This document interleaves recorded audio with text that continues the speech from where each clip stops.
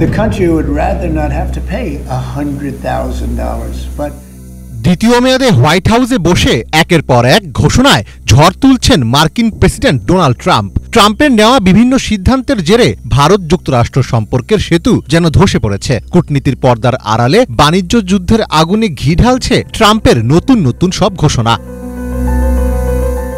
এবার যুক্তরাষ্ট্রের H-1B ভিসার নতুন ফি কাঠামোতে তছনছ হওয়ার পথে হাজারো ভারতীয়র স্বপ্ন।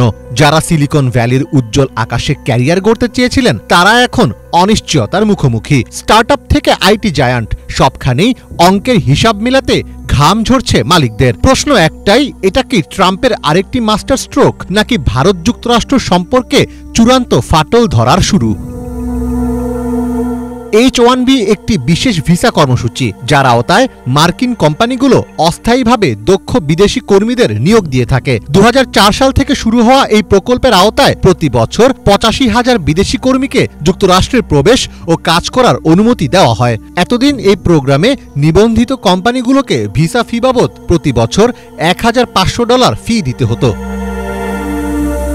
তবে মাত্র একদিনের নোটিশে H-1B ভিসার ফি বাড়িয়ে $1 লাখ করেছে ট্রাম্প প্রশাসন। 19 সেপ্টেম্বর দক্ষ বিদেশি কর্মী নিয়োগ সংক্রান্ত এই নির্বাহী আদেশে স্বাক্ষর করেন মার্কিন প্রেসিডেন্ট ডোনাল্ড ট্রাম্প। এটি যুক্তরাষ্ট্রের অস্থায়ী কর্মসংস্থান ভিসা ব্যবস্থাকে নতুনভাবে সাজানোর সবচেয়ে আলোচিত পদক্ষেপ। নতুন ফি ঘোষণার পর কয়েকটি বড় মার্কিন প্রযুক্তি কোম্পানি ভিসাধারী কর্মীদের দেশে থাকতে বা দ্রুত ফিরতে পরামর্শ দিয়েছে। ভারতের শীর্ষস্থানীয় তথ্য প্রযুক্তি শিল্প সংস্থা ন্যাসকম এই সিদ্ধান্তকে উদ্বেগজনক বলে আখ্যা দিয়েছে। ন্যাসকম বলেছে, হঠাৎ করে এই নীতি চালু হওয়ায় ভারতীয় নাগরিকদের ওপর প্রভাব পড়বে, যা দেশটির প্রযুক্তি সেবা প্রতিষ্ঠানগুলোর চলমান প্রকল্পগুলো ব্যাহত করবে। তবে এই সিদ্ধান্ত নিয়ে মোটেও উদ্বিগ্ন নন ভারতীয়দের অনেকে। তাদের মতে ট্রাম্পের এই আদেশে যুক্তরাষ্ট্রের প্রতিষ্ঠানগুলোই উল্টো ক্ষতির মুখে পড়বে। আমি মনে করি এই সিদ্ধান্তে ভারতের কোনো ক্ষতি নেই। এটি আমেরিকার জন্য সবচেয়ে বড় ক্ষতির কারণ হবে। তারা ফি অনেক বেশি বাড়িয়ে দিয়েছে।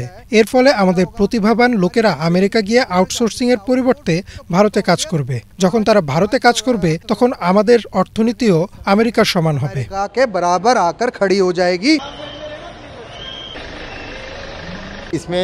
এটা আমেরিকার ক্ষতি, ভারতের নয়। সেখানকার অনেক কোম্পানি এখন ভারতেই তাদের অফিস খুলবেন। যখন তারা এখানে কাজ করবেন তখন ভারত আরও উন্নতি করবে।